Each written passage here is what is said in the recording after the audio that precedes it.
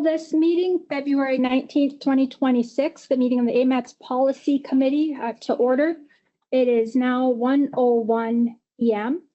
I would like to introduce myself. I'm Catherine Keith, the Deputy Commissioner with the Department of Transportation and Public Facilities.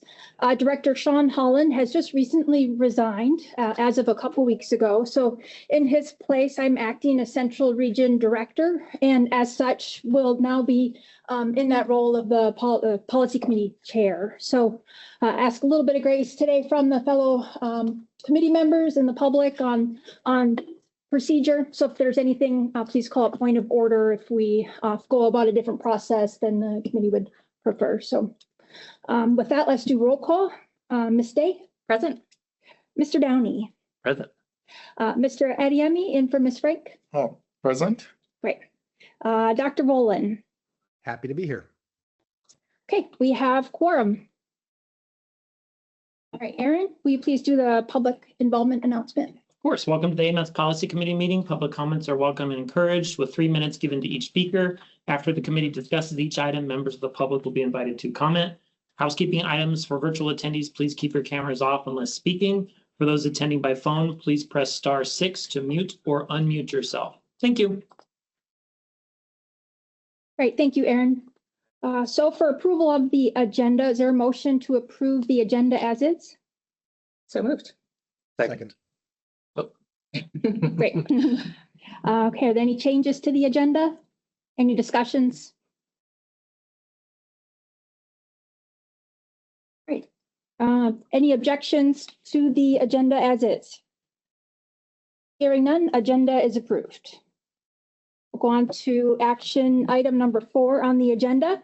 We have before us the minutes from January 15th, 2026 for approval.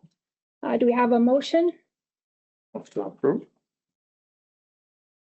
Move to approve. All right, move to approve by Mr. Adiemi, second by Ms. Day. Any changes or discussion? Oh, one day, thank you. Yeah.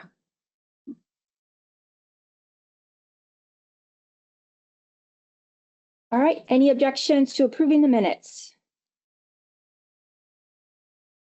Hearing none, the minutes from January 15th are approved. All right, moving on to action item 5A. This is the 2023-2026 funding program, transportation improvement program, administrative mod number 5, along with the 2026 revised highway safety improvement program funding plan. Aaron, will you be presenting on this? Yes, I will. Thank you, Chair. So before you is the admin mod number 5. There are some changes here that I'll go over that were the original, then some changes that happened in the intervening, and then another change I have to bring on the floor.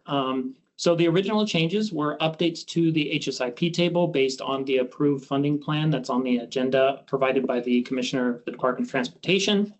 The 3 changes that are affecting this admin mod are the Gamble Street utility pole removal and increased lighting project. Basically keeping that project in the funding plan and increasing the funding a little, 1.3 million. And then reflecting that all of the FY26 funding will be EC'd.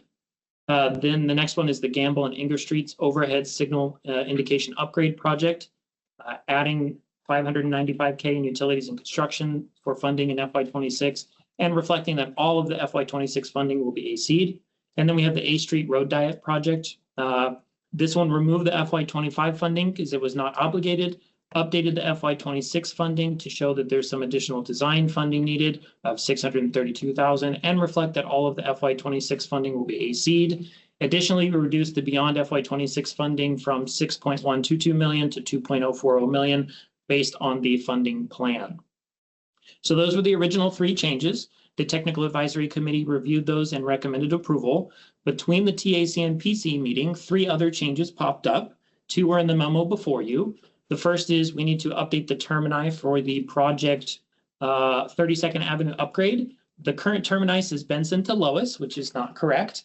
It needs to be Lois to Minnesota. We missed this as part of our amendment number 2 change. So it's a technical change that we can do as part of this admin mod number 5 and wanted to bring it before you today. And then there are 2 other changes in the HSIP table. both to the Gamble projects that are in there. DOT requested some additional design funding for both projects. So the Gamble Street utility pole removal is $750,000 in design funding in FY26. And then the Gamble and Inger Street overhead signal upgrades, $350,000 in design funding. So those are recommended before you to be added in as part of admin mod number 5. Both of them, or all 3 of those changes, meet the thresholds for the admin mod. Then there's another change that I'm bringing to the floor. I found the other day that the A Street project, it's currently called A Street Road Diet in the tip, needs to be updated to the current name, which is A Street Safety Improvements. We heard about this at the Assembly Transportation Committee meeting yesterday, and DOT talked about their reasoning for that as well. And so staff's recommendation is to update that project name as part of admin mod number 5. And that is all I had. Oh, as a reminder, admin mods do not have to go out for public comment. It just has to go through the Technical Advisory Committee and Policy Committee for approval, and then to the Department of Transportation for incorporation into the STIP. So the recommendation before you today is to approve admin mod 5 with all of these changes. Thank you. Are there any questions or comments from the committee? I have a couple of questions. Mr. Yohannan, can you tell us how much of our fiscal year 26 project funding is going to be advanced construction? Is that for the overall program? Everything? If you have that number, that would be helpful. If not, just what's here would be great. I'm trying to do quick math. So we only have, so there were about 6 changes made as part of the funding plan update for the FY26. Only 3 of them are included in this admin mod because the other 3 have to be done as part of Amendment 4. Okay. So it doesn't reflect everything. Okay. So we only have the 3 here, and the total amount AC'd. That's fine. I shouldn't put you on the spot that way. I will hold that question until we get to our next amendment. It's about 16 million, a little over 16 million. Thank you. Mm-hmm.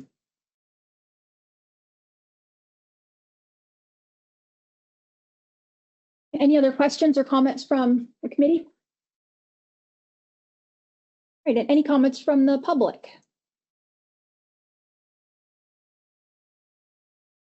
Okay, I see Alexa Dobson has a hand raised. Go ahead. All right, thank you. For the record, my name is Alexa Dobson. I'm the Executive Director of Bike Anchorage. So I want to begin my comments here by noting that we should not even be in this position right now. These HSIP projects were cut at the last possible moment before the previous TIP amendment was released for public comment and then partially restored under massive pushback from the public. This chaos has forced AMATS staff to undo and redo significant work requiring this additional amendment and probably more, and it has been a waste of public resources. This is not a responsible or efficient way to manage a safety program. More important, the original cuts themselves were unjustified. These projects were identified through a data-driven process and selected because they address documented safety risks. Their removal was not accompanied by any new safety analysis or evidence showing that the risks had gone away. And now, after substantial public outcry, some of these projects are being partially restored. That sequence raises serious questions about how these decisions were made in the first place. I also want to address the claim that these cuts were made because there was insufficient funding available because the restoration largely uses advanced construction, which effectively takes away funding from future years. The record shows that since 2020, the state of Alaska has transferred approximately $111 million out of the Highway Safety Improvement Program and transferred $0 into it. In other words, this is not a case of safety needs exceeding available funding. This is a case of safety funds being drained for other uses. And what are those other uses? New highway overpass bridges, mega diverging diamond roundabouts, massive highway widening, and complicated interchanges that serve only to make driving faster and more convenient at the expense of all other road users, against clear community opposition to highway-focused mega projects, and in violation of Anchorage's adopted long-range transportation strategy. Those projects move forward without interruption, while proven cost-effective safety improvements are tied up in red tape and budget cuts. That pattern sends a clear message about priorities, and it is not consistent with a stated commitment to safety. Finally, I want to pull out the Fifth Avenue anti-pedestrian barrier specifically in this HSIP program. This cannot be seriously described as a pedestrian improvement by any stretch of the imagination. It is hostile architecture designed to punish pedestrians and reward speeding careless drivers. Anti-pedestrian barriers are strongly opposed by the community, and DOT heard that loud and clear when they installed the ugly and totally ineffective cheese grater along Minnesota. We're told that the reason that road diet projects had to be delayed and then cut was because the department was afraid of angry drivers that might be inconvenienced. But when it comes to forcing unwanted anti-pedestrian barriers on our city, suddenly DOT leadership has found their spine and are full of fortitude to withstand public pushback. Outreach is not the issue. The issue is that the community does not want safety funds wasted on hostile anti-pedestrian architecture. This project is unacceptable and must be eliminated immediately, and the cost savings applied to real safety projects such as the Northern Lights Road Diet. Thank you. Thank you, Alexa. Any further public comment?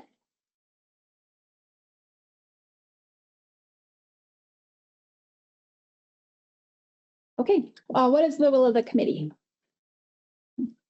I would move to approve TIP Admin Mod 5 as recommended by the TAC with the inclusion of the changes to Table 2 and 7 and the name change to the A Street project. So all of the changes recommended by staff. Okay. Second. Okay, moved by Mr. Graham, seconded by Mr. Adiemi. Any further discussion? I guess I might just say, really excited that we're doing this with an admin mod. These are relatively big numbers, but because we have the full cost of the project in front of us, we're able to then do them as an admin mod because it's less than 50% of the project cost. And hopefully that helps streamline things. And thanks to Aaron and everyone else who is involved in making this possible.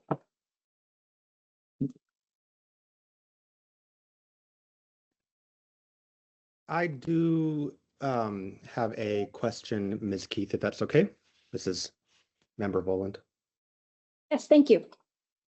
I'm wondering, we've heard, as we just heard in public comments, about these dividing walls and, safety projects that are going to be coming to Anchorage. This may be a little bit tangential to this specific agenda item, but I do have concerns about that as a, pedestrian improvement. I think it could be argued whether or not that is truly an improvement for pedestrians or not. But my question is, so with the much maligned Minnesota cheese grater, do we have, because I think at the time it was intended to have a 90% crash reduction as part of the rationale for putting that dividing wall in. And I'm just wondering, I just want to flag this now. Can AMATS work with DOT and the municipality to look at the before and after crash data for that intervention, that dividing wall on Minnesota? We may only have a year or two of data at this point, but I think that might be helpful before we proceed with more similar interventions. Is that something that is actually effective? Are we seeing a positive benefit for that? So just, I guess when I ask that now, is that something that we can work together on, looking at that data, and then we can move forward with this discussion? Yeah, thank you, Dr. Boland. Just as a follow-up to Mr. Young and Ellen, have you had any ongoing conversations on data? Do you have data currently? No, in the we possession? typically don't collect data for HSIP projects. Those it's DOT's responsibility to do. We're willing to work with them. I thought there was a certain amount of time that had to pass between when a project went in and then data collection. I thought it was a few years in order to make sure that enough data was collected to see if there are benefits or not. So I think this is something we can follow up with DOT staff and see where we're at and bring back something to the policy committee depending on where they're at, or if somebody from DOT would like to speak on this. Yeah, thank you. I'd like to recognize Luke Boland, our pre-construction engineer. Luke, do we have data on that location already gathered? So I don't know how many years of data we have. I'm sorry, Luke Boland. I don't know how many years of data that we have but that is part of the HSID program. It is looking at how effective those improvements are over a certain period of time. And we can certainly get that. I want to say it's 3 years of data, but don't quote me on that. I have to get back. Happy to work together with folks on how effective those improvements are. Great. I appreciate that. If I could just follow up briefly. Yes, please. Thank you. So that was, I think, sort of the first of its kind, the first time doing that type of installation in Anchorage. And I think just because it did have some pushback from the public, Spenard Community Council and others, before we were to install more of those elsewhere, particularly downtown in the urban core, which is a district that I represent, where a lot of folks are dependent on non-motorized travel to get to their essential destinations. I'd really like to see the safety data. How effective is that as a safety intervention? So that is just my 2 cents, but I appreciate that we can work together on that. Thank you very much.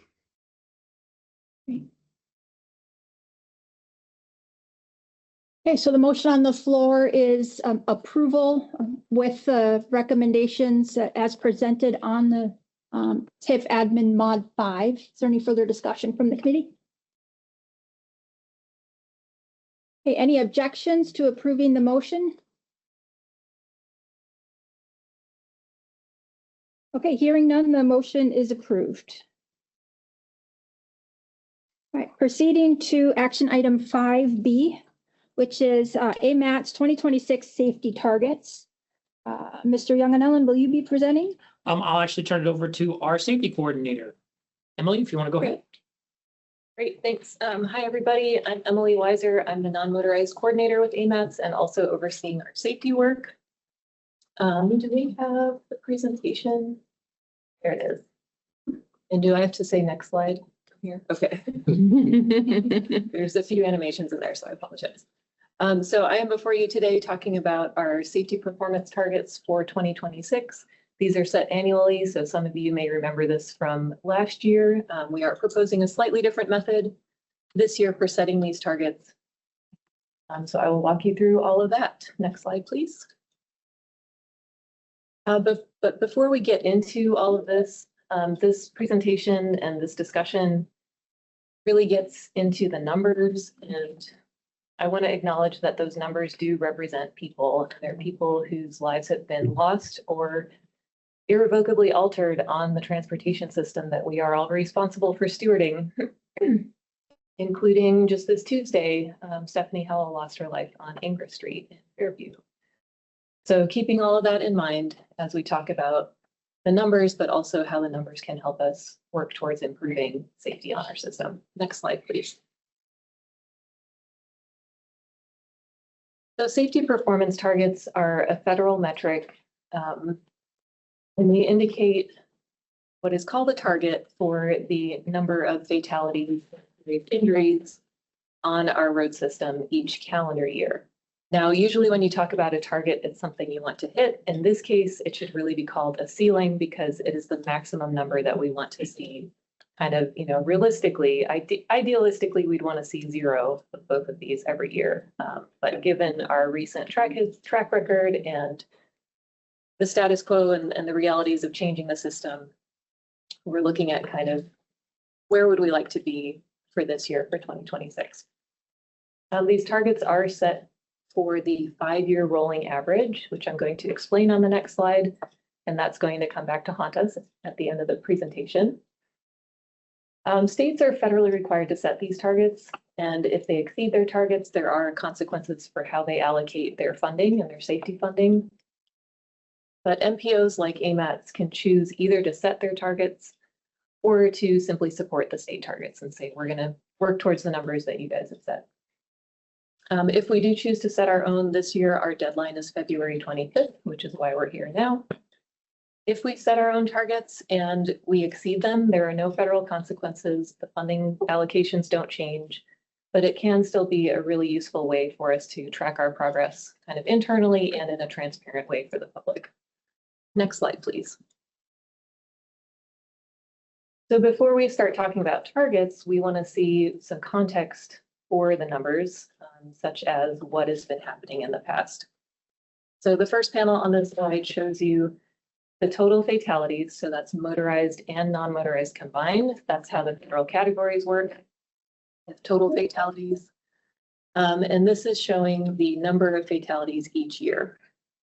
If you can arrow forward next. So this black line added on top of the gray bars is showing the 5-year rolling average. And so what that is value for a given year, the number of fatalities that year, averaged along with the previous 4 years. So 5 years up until that year, take the average. That gives you this black line, which, you know, the gray bars, the actual numbers really jump around a lot, just due to chance every year.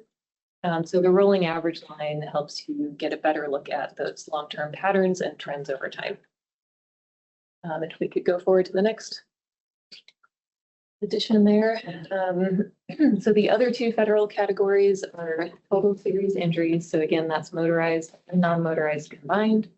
And then the final category is non-motorized, and that's fatalities and serious injuries combined.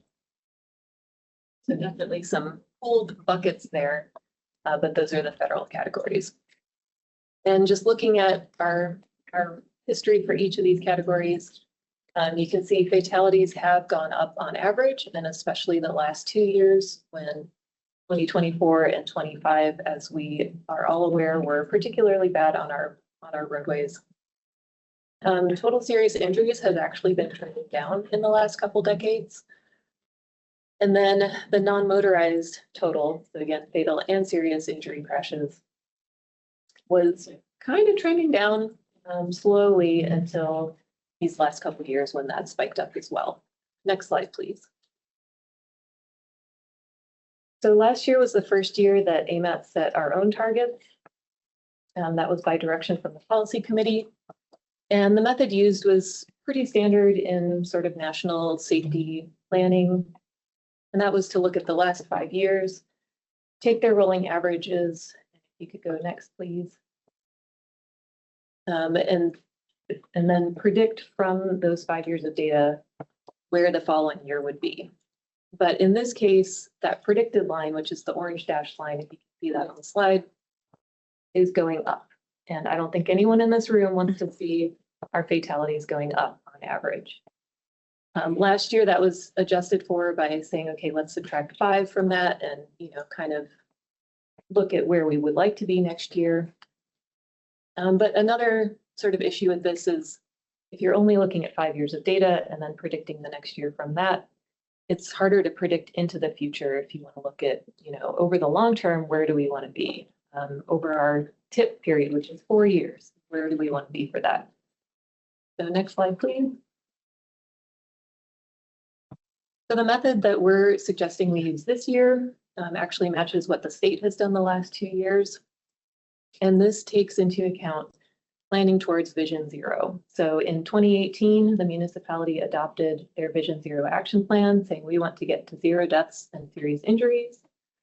That plan did not have a time horizon for when we wanted to reach 0 by, but the current AMATS planning horizon is 2050 with our MTP. And the state also used 2050 as their horizon because that's adopted in the Strategic Highway Safety Plan. So what we're suggesting is taking where we were in 2018 when the municipality adopted their goal and looking at what it takes to get to 0 by 2050. That's the orange line shown on that graph for total fatalities. And then for any year in the intervening period, you can see, okay, where does that fall on the line? That is our target for that year. Obviously, if we could get to 0 well before 2050, that would be ideal. But considering these adopted policies, this would allow us to kind of compare if we're keeping on track or how we're keeping on track for that target. Next slide, please. Oh, and conveniently enough, even though last year the AMATS targets were set with a different method, at least for fatalities, the 2025 target is shown here with that blue asterisk, and it does fall very close to this line that we're proposing to use going forward. So not essential to be consistent with last year's targets, but if we are consistent, that's nice that we're, you know, kind of envisioning the same sort of thing going. Next slide, please. So looking at, excuse me, how we get targets from that line. Here we're looking again at the total fatalities. And that black line is the rolling average line. And then if you can go next. Then if we add that dashed orange line that goes down to 0 at 2050. And go next. Then we can look where 2026 falls on that line and find that our target for 2026 for total fatalities is 15.6. Now it's a little bit weird to have a decimal there because people are whole numbers and we are talking about people. But keep in mind that this target is set for the rolling average. So an average can be a decimal, and that would be 2026, 25, 24, 23, and 22 averaged together. Next slide, please. For the other two categories, this is showing the same thing. For total serious injuries, you can see that based on our recent track record, we have actually been on track to head towards 0 at 2050.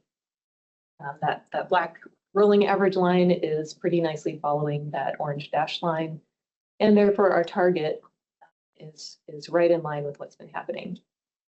In contrast, the non-motorized total at the bottom, as well as the fatalities at the top, are both, they were pretty close to that line actually, but the last couple of years have been away from where we want to be with those two bad years in 24 and 25. Next slide, please. So here are the targets with their numerical values. Again, they're decimals because these are the 5-year rolling averages. And those top 3 categories we've already talked about. The bottom 2 are other required federal categories. If you set your targets, they want you to also express it per 100 million vehicle miles traveled, which in Anchorage's case, it's kind of 6 of one, half a dozen of the other, because our vehicle miles traveled, or VMT, is pretty stable over time. But this does help with comparing to other localities on kind of an apples to apples basis. So if you can go next. Here we're also looking at the AMATS targets for 2025, so you can see that in comparison, as well as the state targets for 2026. So a couple things to note there are the non-motorized total. The AMATS target represents a large portion of the state's target, and that agrees with what we all are aware of, where the Anchorage area accounts for most of the non-motorized crashes, or at least fatalities and serious injuries in the state. So that's showing how by aiming for our target, we can help support the state in meeting theirs. And then another thing is to notice that this is where the per VMT metric can be helpful. This allows us to compare Anchorage to the rest of Alaska, even though the geographic scales are totally different. So per VMT, our targets are certainly in the same ballpark as the state's targets. Next slide, please. Okay, here's where the rolling average comes back to haunt us. So I've mentioned that our target for 2026 is the target for the rolling average, not the actual number of fatalities in that year. And if you can go next, this will be influenced by not only what happens in 2026, but also what already happened in the previous 4 years. So we want that black line to get down to the orange asterisk, but we can't change history, and those previous 4 years are going into our total. So go ahead next.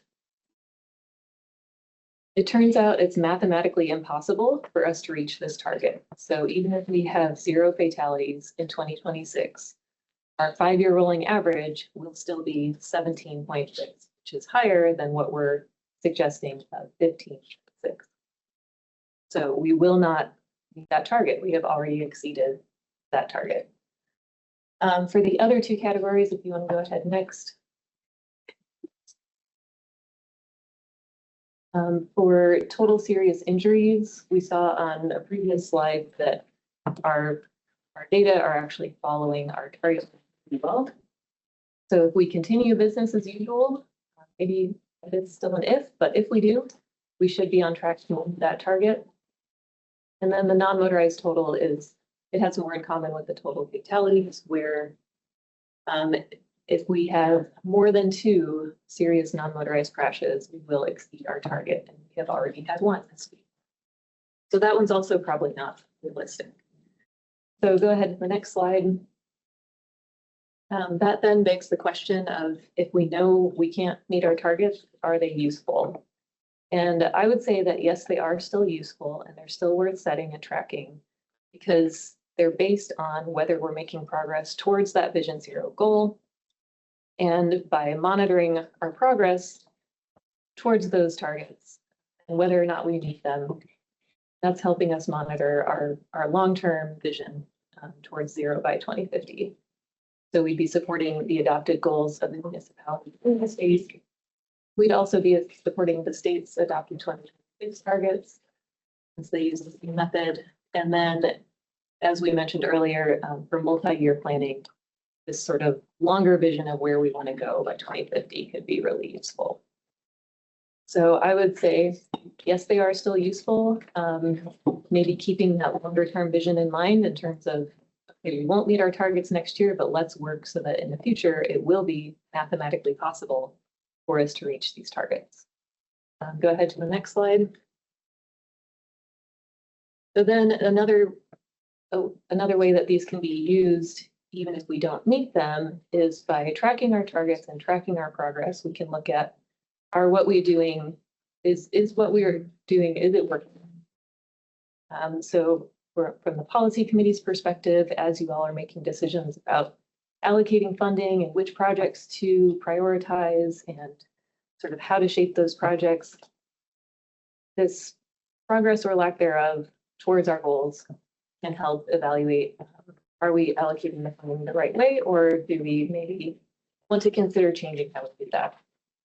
Also for things like our safety plan update, which will be coming up in the next year or two, this progress can help inform what we want to focus on there. So for total serious injuries, if we're staying on track, maybe we don't need to pay as much attention to that in the safety plan, and we can really focus on those fatalities and the non-motorized crashes to see what are the causes, what are the patterns, and what could be some solutions to those. So narrowing our focus is always good to look at what's really the top priority. And next slide, please. So the action before you today is to consider approving these targets. The Technical Advisory Committee did recommend approving them, but we're also happy to discuss and consider other options, or if you have any questions, I'd be happy to take those also. Thank you. Thank you, Emily. Aaron, any follow-up from that presentation? No, I think you did a good job. Thank you very much. Great. Any questions or comments from the committee? Yeah, I have a question, Ms. Weiser. How frequently is the MOA traffic data management system updated? Does that happen in real time as crashes occur, or does that happen on like an aggregate basis once a quarter? I mean, how frequently does that data get updated? I am not sure. Okay. I know they have sort of the preliminary 2025 data in there, but then that has to undergo, they do a whole bunch of checking and making sure nothing's missing before it is then publicly available on their website. So I believe they have through 2024 publicly available, and then 2025 is in progress of working on that. So it would be difficult for us to see sort of in real time what's happening over the course of a year. Yeah. That's unfortunate. Okay. Thank you. I could add along Please. these lines. I did show data from 2025 here. The fatality data are preliminary because there still needs to be error checking. The serious injury data wasn't actually data. It was more of an estimate because those crashes take even longer to kind of sort out and document. So. One follow-up question. These graphs are really interesting. What happened between 1998 in 2003 that we have these like these drops and then suddenly a spike. Do you happen to know why the data looks the way it does? Why did we have this precipitous increase across really all modalities between 2003 and 2008? I do not know. I do know there's been some changes in how data are reported. But to me, it suggests, a fatality is a fatality and it shouldn't really matter kind of how you're recording that. I don't think the classification for what counts as a serious injury changed, and both of those categories should have been consistently reported. I know there's been a drop off in the minor injuries and the property damage only that are reported because the reporting process is really cumbersome. So if it's not a serious crash, then there may be less robust reporting. But yeah, I'm not sure about those patterns. Fascinating. Okay, thank you. Any further questions or comments from the committee? I have another one, just functionally speaking.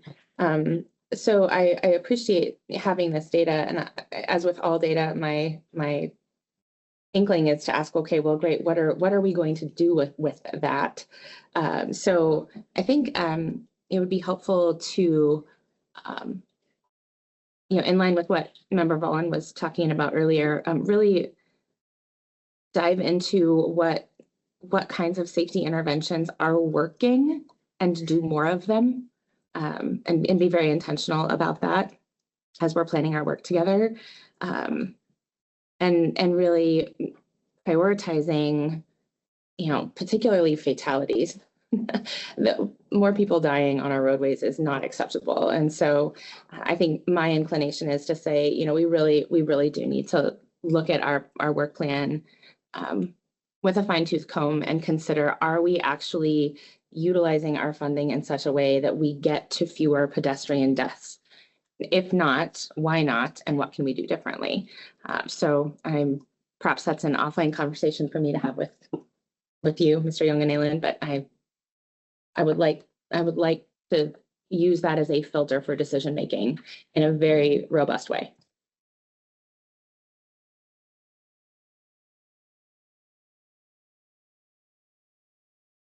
Yeah, thank you.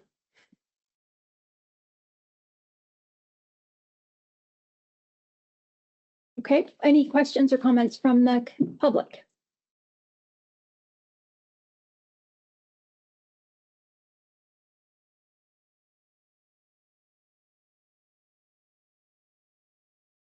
Just a question, are you able to see anyone that has their hand raised? And Yes,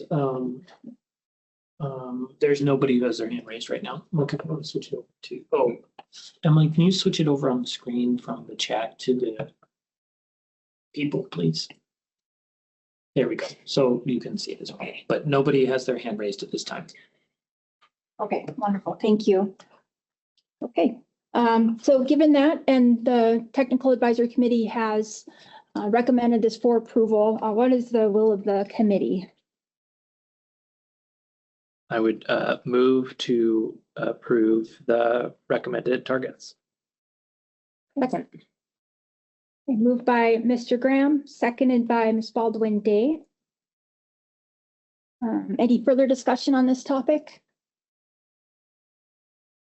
Yeah, I think I'm curious about, I know we've had conversations in the past about, flexibility of ordering projects or managing projects with respect to DOT's work plan. And I'm wondering how much flexibility there is in deploying funding creatively or deploying capacity creatively to address some of these questions. And as the deputy director, I'd be really interested to hear your thoughts on that, on what's possible, since this is clearly a crisis. We're kind of in a crisis situation around here. So yeah, we'd appreciate your thoughts on that. Yeah, thank you for that comment. While some programs like Highway Safety Improvement Program, HSIP, do have fairly strict criteria, we have other funding types that allow us to address safety needs that are more flexible. And we believe that's a strategy we should look at here, that when we do find solutions that are data-driven, that we would like to pilot to see how that could increase safety or understand how the public would experience these safety procedures or projects. We can use those fund sources. So I think as we navigate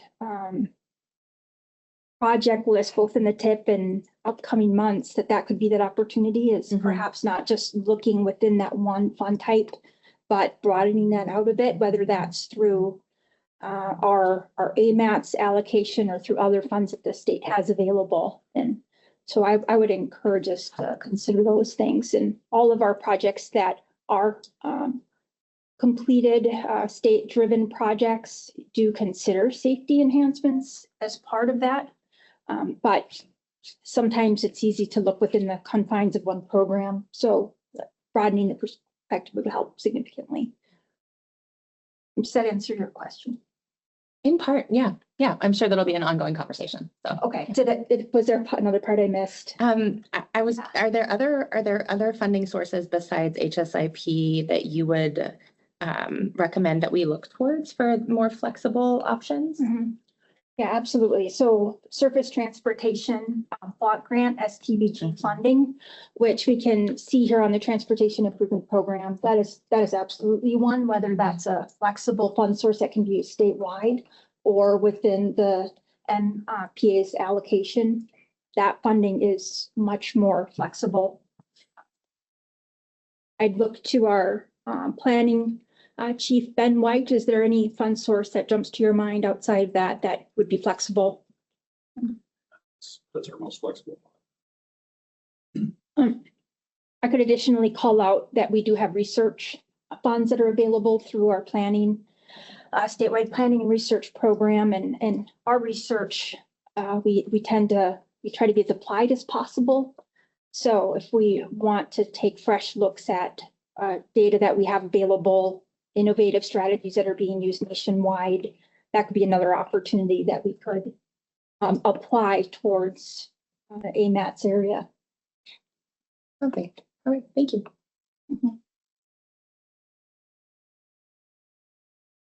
Okay, any further discussion by the committee? Okay, the motion on the floor is to adopt the safety targets as proposed. Are there any objections to approving the motion? Okay, hearing none, this motion is approved. Thank you. Thank you, Emily. Thanks. Okay, moving on to action 5C. This is the 2026 public transportation safety targets. Mr. Young and Ellen, will you be presenting this, or Ms. Weiser again? I will do a quick presentation on this one. Okay. So this before you are the safety targets for the Public Transportation Department for 2026. So as is required, public transportation agencies have to set their safety plan, which the Public Transportation Department for the Muni recently set. And in there, they established some safety targets. And so as an MPO, we're required to either set our own targets for them or support the public transit agencies in their targets. Historically, AMATS has supported the Public Transportation Department and both the railroad, but today is the Public Transportation Department in their targets. Look, if you want to go ahead and scroll down real quick, I do want to show you, I pulled this directly from their plan.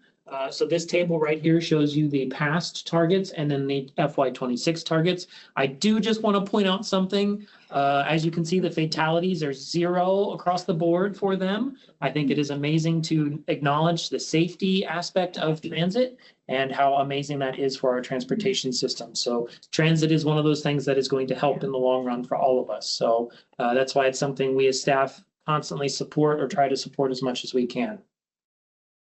So these targets are before you. We also have Bart Rudolph on the call. Thank you, Bart, for joining us last minute. I forgot to tell him about today, so he joined last minute, and I appreciate that. I apologize. And they're before you for consideration. The Technical Advisory Committee reviewed these and recommended supporting the 26 transit safety targets with no changes. Thank you. Okay, thank you. Any questions or comments from the committee? I don't know, Bart, if you want to brag on yourself a little bit. It seems very impressive. Or if there's anything else you want to tell us about Thank you. Yeah. the plan. Thank you. Yeah, I won't do any bragging because we do have some other areas that we take very seriously, such as assaults and things like that on bus operators and passengers. But this is just our safety performance plan. It's required by FTA, and the reason it comes to the MPO is because the TIP acts as our program of projects. So we just need to align our projects with the regional perspective and make sure that we are all on the same page. So thank you, Aaron. You did a great job. All right, thank you, Mr. Rudolph. Yeah, any further questions or comments from the committee? Yay, transit. Okay, any comments from the public?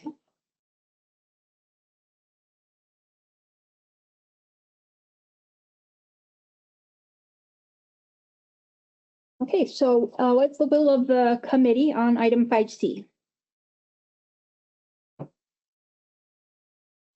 Sure. I would move to approve the Transit 2026 safety targets. Second. Moved by Mr. Graham, seconded by Mr. Adeyemi. All right, any further discussion on this motion?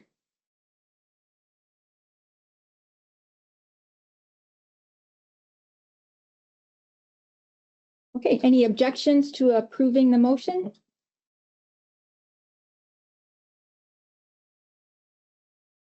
Okay, hearing none, the motion is approved to adopt the transit safety targets.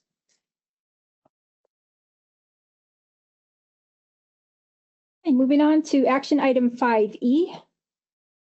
Oh, excuse me, action 5D, the AMATS Climate Action Plan. So this will be Emily and then the consultants. Wonderful. Thank you.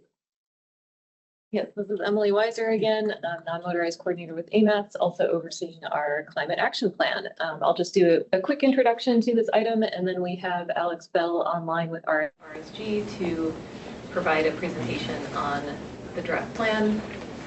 So this plan first came before you when it was in the initial stages about a year ago. At this point, we do have a draft that is just about ready for public comment. It will go out for a 45-day public comment period from March 1st until April 15th. And then after some time to incorporate those public comments, the plan is to bring it back to the committees in June for final approval. So Alex will tell you a bit more about the plan, and then we can take any comments you guys have before it goes out for public review, and then we'll ask you to approve it for public review. I believe we have Alex Bell online. If you stuck with us through the technical difficulties and if you're ready for your presentation, I think you can go ahead. Okay, great. Thanks, Emily. Hopefully everybody can hear me. Okay, quick thumbs up, 1 or 2. Okay, are we seeing slides? Yes, we are. Thank you.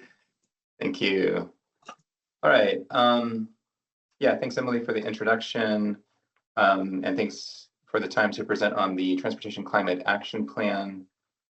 I'm going to walk through the plan briefly, offering a quick introduction to the motivations and aims for the Climate Action Plan, some notes on how it was developed, which also reflects how the document is organized, and then some high-level notes on findings and recommendations of the plan. So the TCAP builds on the Municipality of Anchorage's Climate Action Plan adopted in 2019, and that plan is actively being updated now. The TCAP is a transportation-focused plan focusing on those emissions arising from the transportation sector and looking to provide more specific approaches to reducing emissions and syncing up AMATS actions with the Muni and other actors in the region for a comprehensive climate adaptation strategy. There are some resilience components to the plan as well, in terms of preparing the network for impacts of climate change. And generally speaking, the TCAP focuses on advancing ongoing initiatives that make the system more resilient, efficient, and convenient for all users and all modes of travel. TCAP establishes a goal of reducing on-road emissions by at least 30% from 2023 levels by 2050. We had some conversations with stakeholders, and in those sessions, we heard that a 20% reduction was more in their comfort zone. We also recognize that science-backed estimates of needed reductions are closer to 50%. And so we settled on 30% as a sort of balanced, attainable goal that would still push the envelope a little bit. And on the evidence of the modeling conducted for the TCAP, which we'll cover shortly, we certainly can meet or exceed that goal with coordinated action. The process of developing the plan is sort of laid out in, again, the organization by chapters. We start with an analysis of existing conditions and looking specifically at the transportation sector emissions by source. Our stakeholder engagement included target setting, as we just saw, and exploration of what partners were already doing and how those would shape strategies that would be considered by the plan. We then modeled a bunch of different strategies in varied combinations, so we'd have a clear sense of what approaches were likely to really move the needle on emissions and how different strategies could be supportive of each other.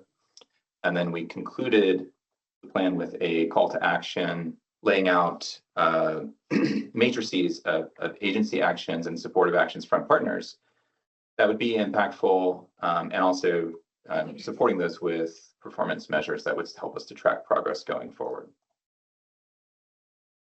So we're going to dive into each of those sections briefly, hitting some of the highlights, starting with existing conditions. Big takeaway here is that there are two major sources of transportation sector emissions. Aviation is number one, leading the way in emissions, and car and truck travel, or what we just generally refer to as on-road emissions, is number two. And so we acknowledge that aviation emissions are being addressed by different initiatives at both Ted Stevens Airport and Merrill Field. The major focus for the TCAP is the on-road emissions, and most of the rest of what we'll talk about today will focus on addressing those. Mainly that's what's within AMATS's primary remit and wheelhouse. At a high level, there are two main ways of reducing those on-road emissions. One, we can reduce how much vehicular travel there is, so reducing vehicle miles of travel. And then secondly, making the travel by vehicles that remains cleaner, primarily through the use of alternative fuels. In our practical approaches section, we developed a menu of strategies, things that we could potentially do. And these are organized according to those two main objectives of reducing VMT and cleaning up VMT that remains. For VMT reductions, we primarily focus on multimodal travel options, which is consistent with a lot of other adopted plans across the region, providing education and incentives for those who would use those options, and working on policies that over the long term would reduce trip lengths and better align user costs with impacts on the transportation system and climate. Strategies that focus on cleaning up VMT generally emphasize transitioning, as I said earlier, to more alternative fuels, including electric and hybrid electric vehicles. We expect that to happen naturally as both manufacturers and consumers move in that direction, but also facilitating the transition by investing in charging infrastructure and working with hard to electrify sectors like freight to pilot potential innovations and understand the opportunities and obstacles to adopting low emissions vehicles. We've titled this Showing Our Work. It's, I think, got a slightly different label in the final document, but at the end of the day, this is where we took that menu of strategies, examined what combinations and specific levels of implementation would enable us to reach our goal. We used Vision Eval to model future travel behaviors, and emissions associated with those. And Vision Eval is a scenario planning platform that has been used by AMATS in the past, including for the 2050 MTP. So we're starting from a strong analytical basis there, and it also gives us the means of addressing a lot of the different measures that we're most interested in for the TCAP, as well as the ability to test a large number of combinations of alternatives quite expediently. At the end of the day, we ended up modeling 504 total scenarios to get at the forecast of potential 2050 alternatives and conditions associated with them. Excuse me. Ultimately, we found that there are many paths to reaching the 30% reductions target, which is great. There's several common threads in terms of how we would get there, with electric vehicles and alternative fuels leading the way. increased multimodal travel options and use, changes to user fees to sort of right size those along with the to match the impacts motorists have on the system. And then transportation demand management and operational improvements are also supported by the plan. They play a small part in reducing emissions, but they are consistent in principle with many of these other strategies. And so finally, to give these strategies more precise expression, we conclude the plan with a series of implementation matrices that identify specific actions over near-term, mid-term, and long-term horizons. We identify partner agencies for effective implementation and potential funding sources. And these are all tied to performance measures and targets that will support long-term monitoring of our progress towards these goals. And just to close out, we have a snapshot of the remaining project schedule here. Our plan is to, or our proposal for you is to open the plan to public comment in March, have a virtual workshop early in March. That comment period would close in April, at which point we will consolidate comments received, respond to them, and come back to you all with a finalized plan in June. And with that, I think we are done. Yes, thank you. Thank you, Alex. Yeah, so the action before you is to consider approving the draft plan for release for public comment. Thank you. Thank you. Thank you, Mr. Bell. Any questions, comments from the committee? And Mr. Downey, and for the record, when I was calling on Mr. Graham, I was incorrect. Mr. Downey. My kindergarten students used to call me Mr. Graham. I always appreciate that. Emily, could you refresh our recollection? So policy committee approved to do a plan like this a little more than a year ago. And have there been any intermediate reports to the policy committee, or is this sort of the first we're seeing the contents? There was sort of introduction to the plan in January of last year. The funding approval would have been a year or two before that. Yeah. That's part of the tip. Okay. I have a question, just setting the regulatory framework for the plan. Is this tied to carbon reduction funds, or are projects in here then tied to project nominations? No, it was never really, I think it was originally started because of the carbon reduction program. And back in the day, there was some requirement for other organizations. AMATS never really had a requirement to develop a plan for any of its programs. But at the time, there was discussion to develop something that could build off of the Muni's Climate Action Plan, specifically for AMATS to focus on as surface transportation. How can we help implementing the Muni's Climate Action Plan? What can we do?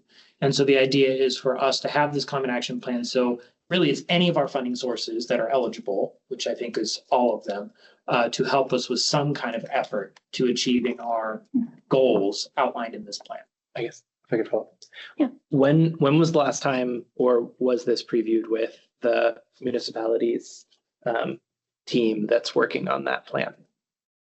Because I know there has been flux recently. We've had representatives from the municipality present at like our stakeholder meetings. There's been, I think, 2 or 3 of those now, starting before my time.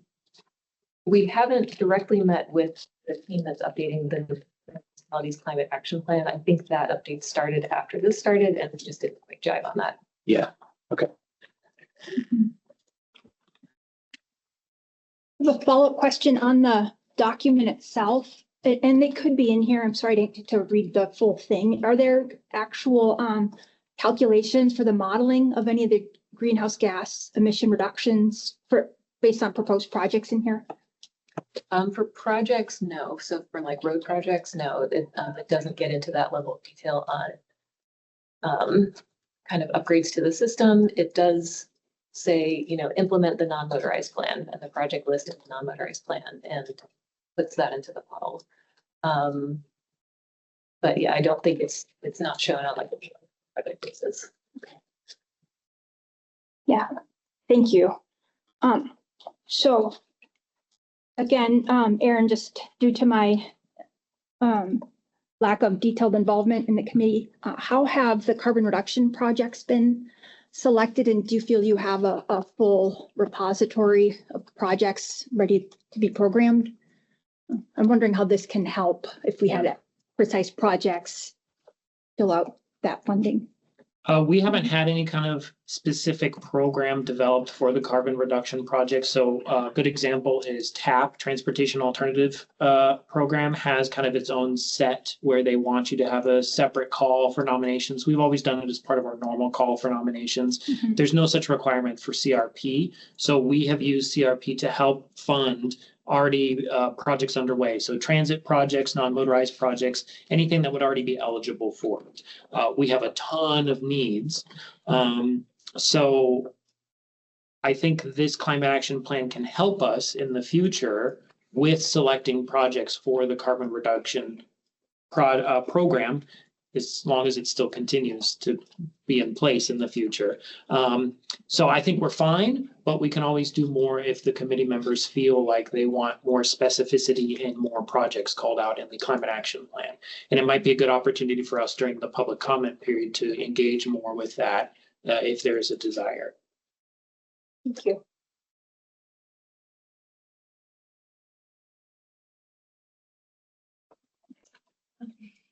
Another question on process. Is there a schedule at which point, is there a deadline for this that we're trying to meet? So the deadline we have in place is the contract with the consultant ends at the end of June. And so we can do a contract extension, you know, that's obviously not ideal, but that is what we're hoping to work toward. Okay. All right, any questions, comments from the committee? I really appreciate the work that has been done to consolidate this information. And I think I just want to call attention to the fact that in the implementation matrix for greenhouse gas reduction, one of the most frequently occurring bullet points is apply policy to TIP/MTP projects systematically. I think that bullet gets repeated a number of times, which really does place the onus on this body to do that work and not let this be yet another plan that we put a lot of time and money into crafting and then stick on a shelf and don't look at for 3 years and then come back around to it and go, oh, wow, those were really great ideas. We should have done something with that. So I would like to state my commitment once this has been reviewed and then eventually hopefully adopted to making this a regular part of the conversation, just as we've made like the high crash network and those kinds of things a part of the litmus test of how we consider projects. I would like for this to be one of those guiding documents as we go forward for a whole host of reasons. So I really appreciate the work that went into this, and it's been put together in a really digestible and implementable way, and I like that. So thank you.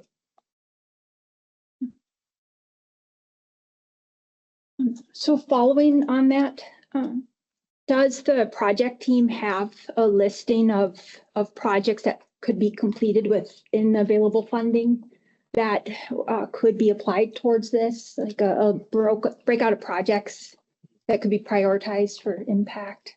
It doesn't suggest new projects. The focus has been more on advising updates to like the MTP prioritization criteria, which are then used to select projects. So we didn't want to kind of fall into the trap of here's another project list that you somehow have to fold into the existing process to select projects. But there are specific recommendations in either the plan or one of the appendices on updating those MTP criteria to align with this document and then result in selected and prioritized projects. Okay, thank you. Okay, any comments from the public?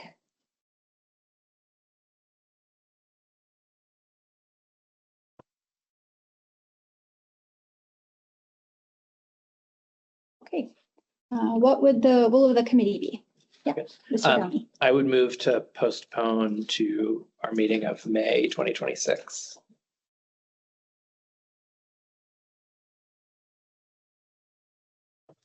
There a second? Seconded for purposes of understanding Mr. Downey's thoughts on that. Yeah. Moved by Mr. Downey, seconded by Ms. Baldwin Day, to discuss postponing until May 2026. Yeah. Discussion. Yeah, I'm really thankful for the work that's gone into this, but I don't think it's ready for public comment yet. I think it's out of sync with the municipalities' updates. And I think I love the title of like practical implementable strategies, but a lot of things jump out into me here that both are not in AMATS control and are not practical or implementable strategies. I mean, it calls for raising the cost of vehicle ownership by 35% through the state adopting taxes that seem unlikely to happen. And I just want to make sure that the mix of solutions that we're calibrating to are actually going to happen and actually lead. I think I'd also echo some of the direction your comments were going, Chair Keith, that I really don't like having plans that tell us to plan. And so I think having more concrete outcomes from this would be more helpful. So I think I would like to have a plan that we can implement a little more realistically. And I think we should spend some time to get there before we release it for public comment. Further discussion? What doesn't feel yeah, I'm curious about the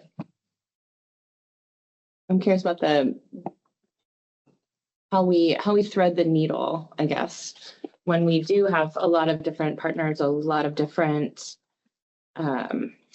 funding streams. Obviously, we can't guarantee action at the state level. Right. But yeah, without having some sort of at least aspirational direction, it feels like we continue to sort of circle the same set of suggestions without any real traction. So I'm curious what you would be hoping for that would be different than what's currently before us. Yeah, I think the tax element of this is pretty unrealistic. And so I think we need to take a harder look at that. And it seems like that's a pretty significant contribution to the percentage of greenhouse gas reductions. It also mentions things we should do that we're already doing, like the parking management study is underway, and that's a recommendation here. I think that coordination there might be more helpful. It says we should increase public transit service by 50%, which I think all of us would love, but how do we actually get there with existing funding feels like a really significant question. So I just think that there's more work that needs to be done to make this realistic and implementable.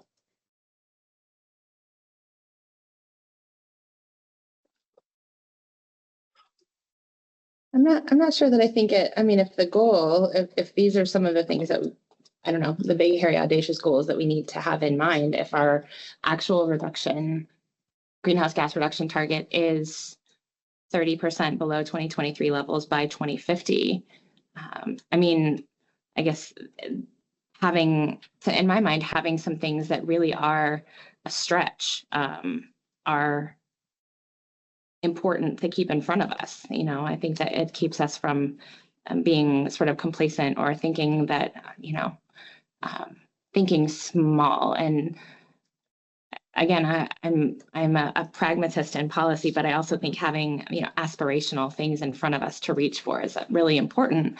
And since this is a guiding document, not a policy document, I think it makes sense to have some things in here that are a little bit of a stretch or a little bit out on the edge. So I guess I'm less bothered by the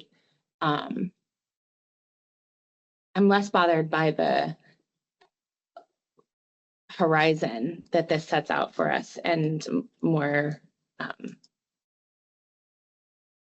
excited to use it as a tool for conversation about like, hey, this is what we would need to do to accomplish this goal. How far can we push on the way there, rather than playing it safe? Yeah.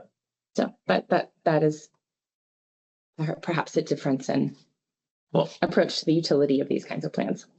Yeah, I guess I would maybe say that I'm all for stretching and having big goals, but I don't think that we should tell other people to stretch. So I think if a fundamental part of achieving these goals is the state implementing vehicle mile travel taxes, then we're actually being not ambitious enough, because we're assuming that someone else is going to stretch for us and reach our goals instead of us stretching to reach those goals. So I think that's where, or like, for example, I'm looking in the implementation matrix and it has active transportation network connectivity as a high difficulty item, where I think that's actually like a really committed goal of this group and is not a high difficulty item. So I wonder if that was underweighted in terms of the strategies that we could implement here, because it was assumed that that would be something that isn't achievable, whereas it is actually something that we've made a big priority. So, and again, just with this being out of sync in terms of the language it's using with the other municipalities' plans, I think this just needs a little more time and a little more work.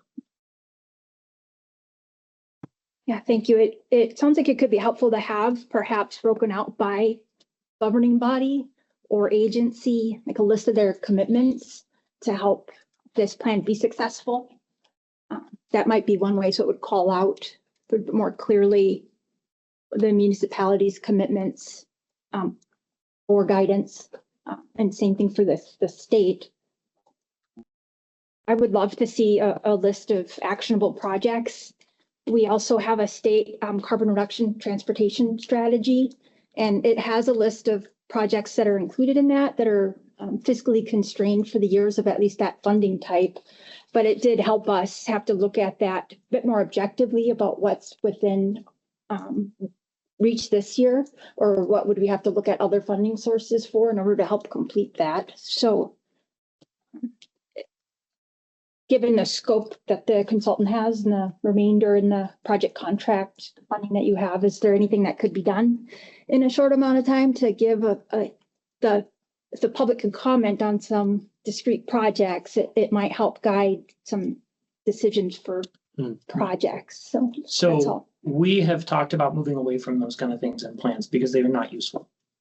Listing out projects? Yeah. They are not useful at all for us, because then it becomes super confusing as to which ones do we draw from. Everything needs to be done through the MTP. So our goal has been to adjust our plans to be the guiding documents for our MTP, because that's where we do the call for nominations. That's where people let us know what they want to see for the system. And we use these plans to shape that one. Because the problem is we don't update these on a regular enough basis, so they sit there for a while. And I'll be honest with you, if the goal here is to pull back to things that are realistic, we should just not have a climate action plan. Because I'm sorry, but this is what needs to be done to make changes to our system. We have looked at it, and if it's too complicated because of taxes, okay, then we're probably not going to achieve that goal, and we should maybe neuter this down to be something just basic that when you're looking at plans, kind of consider the climate in as you're going forward, or projects. The idea here was to be ambitious. And if you want us to pull back, we quite frankly don't have enough time or money in the budget to do something like that. That should have been direction at the beginning. And I know not all of you were here when we started this for us. So it kind of puts us as staff in a little bit of a bind because of the constraints we have with the contract on the consultant side. Yeah, I tend to think of this as a useful conversation tool. And if we took this document and went to, say, People Mover and said, hey, we would love to work with you on like X part of this particular performance measure and implementation. And they were like, absolutely not. Well, okay, but at least it's a tool to say, would you participate with us in this specific way, and with this specific measurement in mind? We are working towards making 35% of trips by walking, biking, or transit by 2050. People Mover, what role can you play in that, and what would the resourcing look like? So I don't think of that as a directive, or that we are telling other people what they ought to do. But I do think we have a lot of leverage in this room based on the amount of funding that flows through this body, based on the connections that we each have in our respective spheres of influence. And so if we are going to, in fact, tackle climate action, I think that we ought to do it in such a way that it generates conversation, perhaps even some friction, and helps us to actually move on these things, as opposed to, thinking about what is, what we believe at this moment is practically feasible. And I think that is the pitfall, that is the perennial pitfall, in my opinion, of bureaucracy. It is always reduced to, what do we think is feasible now, rather than what do we believe could be possible in the future if we were going to take some ambitious steps. So I appreciate that there are not specific specific projects mentioned here, because it means that we can take this as a matrix and evaluate projects currently in the pipeline and say, do these actually fit with these performance measures? And if not, how could they be shifted or adapted to do so? And if we're not willing to, take those steps and to have those conversations, then I question our commitment to doing the work of leveraging this body to take meaningful action on climate change. And if that's not something that we're willing to do in practice, then I think I tend to agree with Mr. Young and Aylin. Let's just shelve it and not pass a plan or adopt a plan for the purposes of adopting another plan if we have no intention of doing the thing. Some historical context, just so you guys are aware. Part of what started this, the state had a climate action thing that it ended up pulling back on. And then the Muni also had a climate action thing that they pulled back on. And so it left us as the AMATS in kind of the lurch of where we should go. And so that was the decision, is to have something that guided AMATS on how to move forward with climate action that could be done and moved forward on regardless of what the Muni and the state does. Recognizing that there is going to be a lot that we need assistance with. There's only so much we can do as the MPO. And so that's why we kind of started, I think, pretty ambitious with this plan, is to help us with that direction as we move forward. Aaron, for context, can you clarify what the state pulled back on in its climate? Remember, there was I think Governor Walker had an actual group for climate that went away, I think, with the new administration that was working on a plan. Because we were independent, we were working with them on it, and then it stopped. I think it was a committee or something that's no longer in place right now. And then the Muni's own climate action plan, I think under the previous administration, did not move forward. And so we were kind of alone after those two efforts, for whatever reason, went their own way. And so I think it was the policy committee's desire at that time for something to be here for AMATS. Is that member Volin? No. Mr. Denny, I'm curious about, you said that this is out of sync with the MOA process. Is there something happening at the Muni that I'm not aware of with respect to climate topics? Yeah, I mean, there was what was previously called the Climate Action Plan, and it has a different name now, I believe. I forget exactly, I don't know how public that is yet. So I would be hesitant. I don't know exactly which parts of that are public, but my understanding is we're attempting to find implementable strategies. That's with Mark Spafford and at Solid Waste Services. There's staff there who are working on resiliency and adaptation, and especially increasing our energy independence and some of those factors. So there is work happening at the Muni. I think it's inaccurate to say that AMATS has to be alone and has to be like the only voice speaking for righteous justice. And I think there is like work happening at the Muni, and I think this should be in coordination with that work. And I think it's just, to me, like setting ambitious goals for other people isn't ambitious. And I think it really does a disservice to AMATS to say that we have to have a climate action plan that tells other people what to do. I think we should have a climate action plan that tells AMATS what to do. And whether that is ranking projects that exist in the MTP or being laser focused on transit and pedestrians and creating positive alternatives to single occupancy vehicles. I think there's a lot that AMATS can and should do. And so this plan should be focused on what AMATS can and should do, not on what other people should do. So I think that's where I'd like this document to go. And we should maybe, while it's paused, talk about how we get there. If that is the will of the body. Yeah. A question on the resiliency, because as a climate plan that does impact, any of the changing climate on infrastructure, where we're seeing flooding and the need for different culvert sizing. And is there a component of this? I see a lot of it has to do with emissions, but is there a component that's focused on infrastructure needs? Yeah, there's a really strong resiliency component to it, which, looks at kind of what parts or roads in the AMATS area are most susceptible to different hazards. And then some recommendations about, general, again, not project specific, but looking at redundancy of the system or things like that. Okay.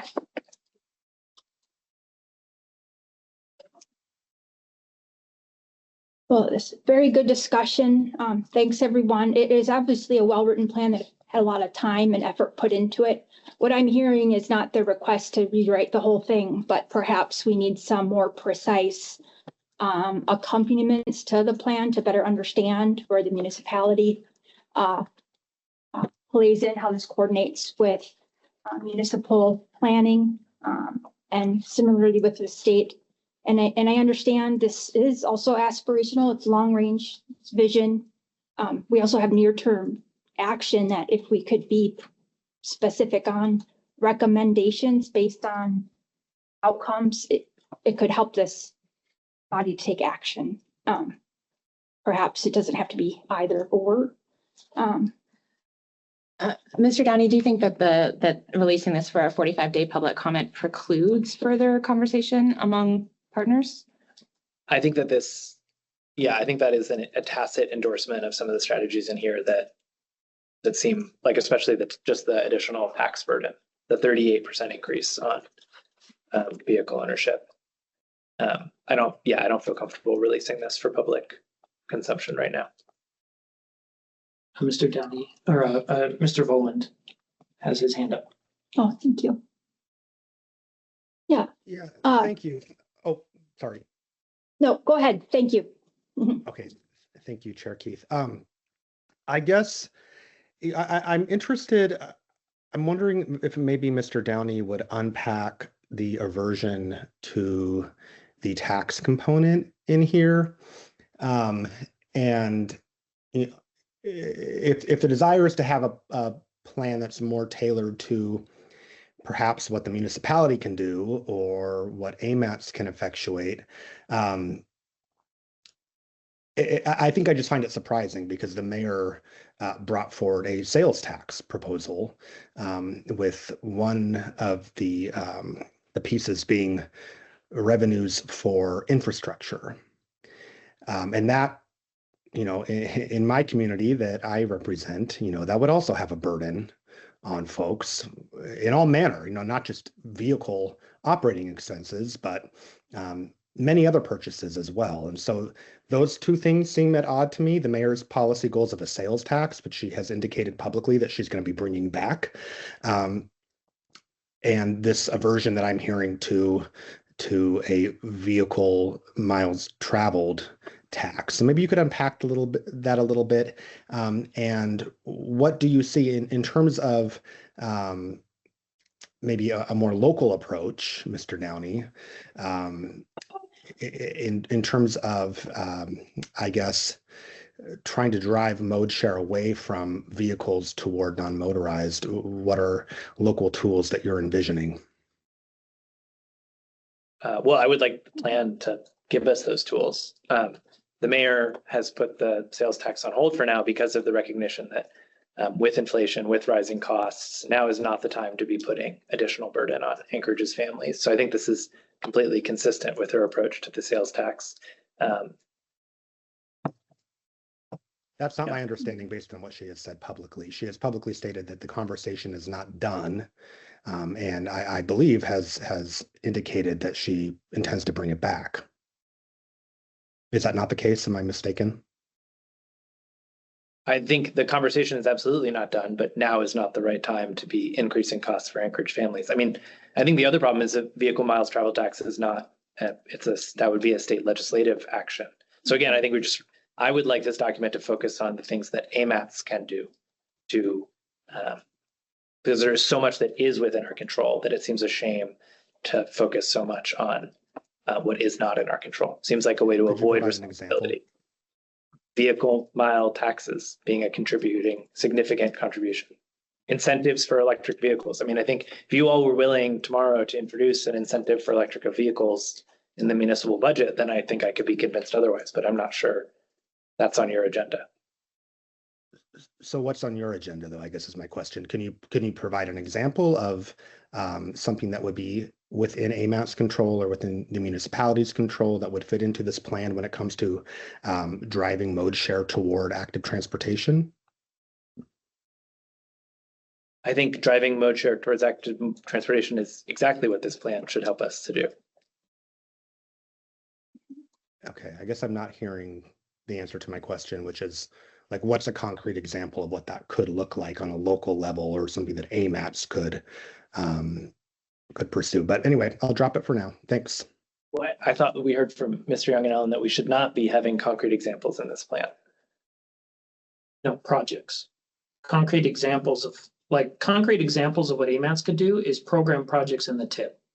Yeah. That are specifically things like making a missing connection somewhere, which I will remind everybody, we actually have been having a hard time getting non-motorized connections in our community. We have a number of projects underway right now that are challenging and have been for years. So that is a high. That's why it's listed as high in there, because they are challenging. There is actually not a lot AMATS can do. We don't have local control over things like land use, which is a big contributor to making changes to the transportation system to enable a reduction of VMT. We can do things like helping with the projects. We can also do things like helping with electrification of the system, which we call out in here.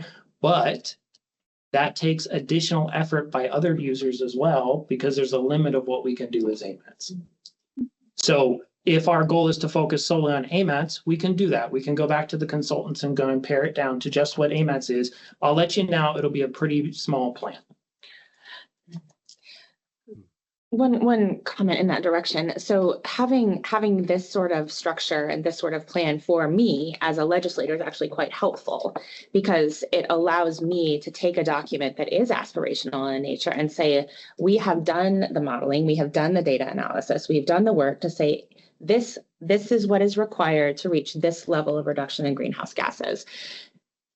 And here is the policy that I would like to move that supports this particular plan, that supports implementation of that plan.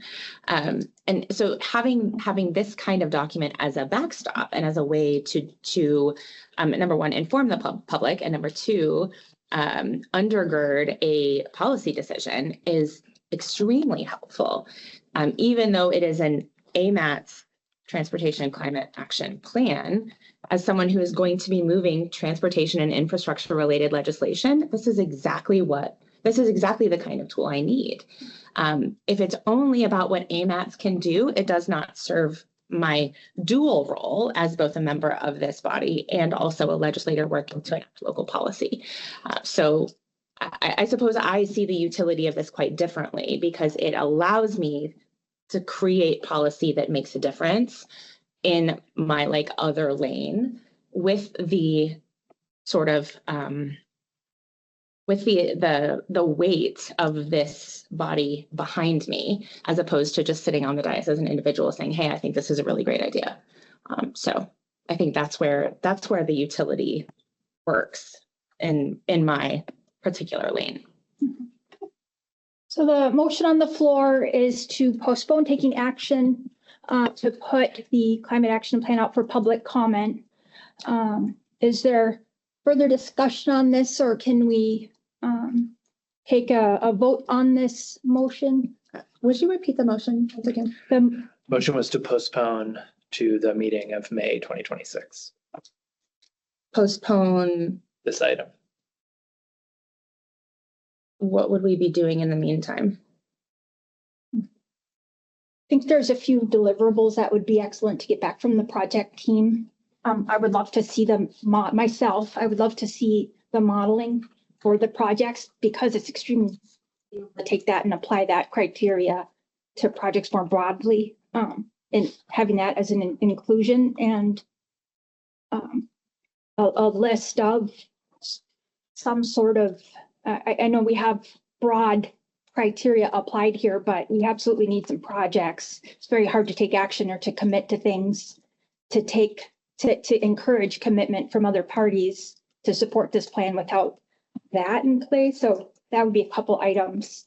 And perhaps because of the level of discourse, we just need a little bit extra time to work through things. Yeah, Mr. Downey? Yeah, I think I'd be committed to working with staff and more clearly articulating concerns and helping identify a document that does seem like it would help us move towards our goals. So does that look like look like a shared session with Ms. Weiser and the consultant? I mean, yeah, what is the mechanism for that to happen? Like, is that individual conversations with you and yeah, what's the strategy for working that through? I suppose we could do a work session in advance of the main meeting with the body, or we could all have individual conversations as policy committee members with the team that's working on this. I think we'd sort of defer to, or some mix of both of those things. I think a work session feels helpful, since I think there's probably additional layers of,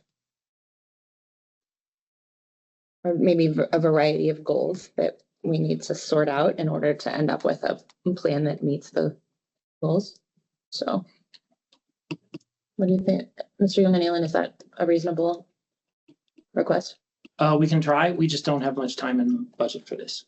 So at a certain point, we'll just have to end the project and finish up the best we can with staff. Understood. And even then, staff will be committed to other things. So at a certain point, I'll recommend staff go elsewhere, and then we'll just leave the plan as is. Well, I think we all collectively want to work towards a document that's acceptable to the policy committee, and that's within the resources of AMATS staff and others to move forward with. But that being said, we also doesn't seem like we want to rush decision-making right now. So the motion on the floor is to postpone decision until May 2026 meeting. Are there any objections to that motion?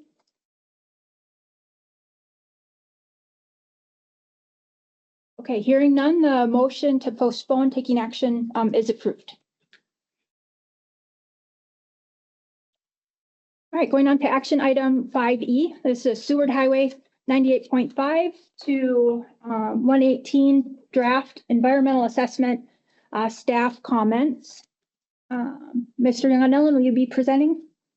Yes, I do want to note that we are at 2:38, so we do not have a long time left of the meeting. So if there's a desire to have a long discussion, my recommendation to extend the meeting if you are interested. So I just want to call it out. I have a hard stop in 10 minutes. Okay, so before us is the action 5E. This is just to let you guys know that there is a public comment period going on right now for the Safer Seward Highway environmental assessment. So what we do with these is when there's a public comment period like this, we bring it before the Technical Advisory Committee and the Policy Committee, so you can review it and give you an opportunity as committee members to provide your comments on these items. Staff has already provided our comment on this, and we submitted that to the project team, but we have attached it to the agenda so you can see what we submitted. The Technical Advisory Committee reviewed this item, and they recommended. They had a really robust discussion. It went very long, so we appreciate that. They recommended to review this item and recommend that the PC adopt staff comments as their own once they're completed, which they were drafted at the time and they're completed now, and those are the ones that are on the agenda. They requested an official response, especially noted concerns about the ability to deliver this project without impacting other projects in the area. In addition, they're requesting further clarification and justification on the preferred alternative given the safety hazards in the winter when volumes are higher. Staff, TAC also directed staff to provide the high crash network analysis comparing the Safer Seward Highway with high crash network roads in Anchorage. It's actually in our comment response summary or in the comments that staff provided under number 5. And then there were 2 comments that the TAC directed staff to provide the policy committee, one from Chair Coy and one from member Babb.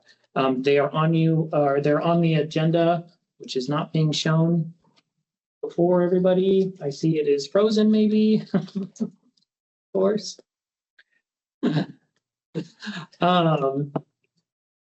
So the item is before you for recommendation to, as I mentioned, what the TAC recommended.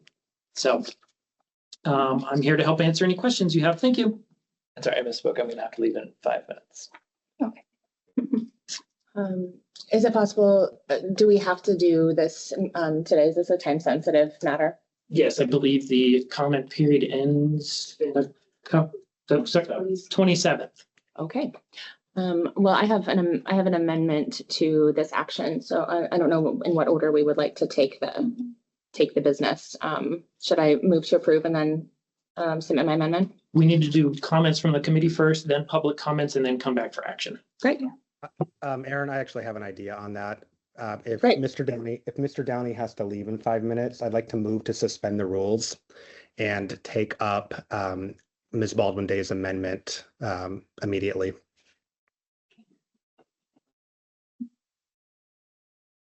We Yeah, have to do public comment. yeah, we can still move forward.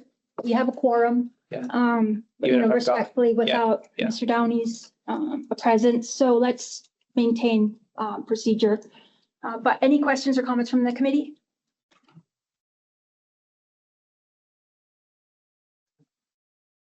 I think my only question is just to confirm that these comments have already been received by the project team as submitted through the executive director. So we have the comments in the administrative record for the project. Sorry, I'm trying to get the screen working again, and it's just not. The comments that are on the memo from the technical advisory committee has not been submitted to the project team. Okay, But the staff comments that were included on the agenda have been submitted to the project team. So they are there for your guys' information today. okay. And to understand, action is to simply include TAC comments from Chair Coy and Member Babb as additional comments. Yeah, To endorse them as comments from the policy committee. Yeah, Thank you. yeah, the Understood. TAC said to adopt staff comments as their own once they were completed. And request an official response. I think As I've lost part of that audio. motion. Yes, correct. Okay. I would just have a couple comments on behalf of the department that we would have a difficult time necessarily endorsing Chair Coy's remarks that the Seward Highway project is not key to the safety improvements of the traveling public. But I think we can progress to those later if there are further comments from this committee.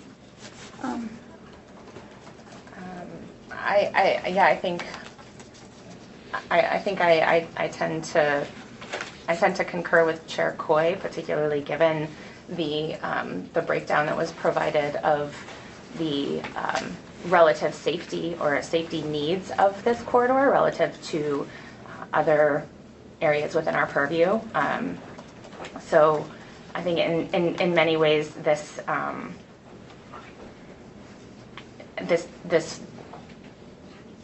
environmental assessment doesn't feel like it truly like it is truly the result of like a rigorous and objective comparative analysis of alternatives, really. I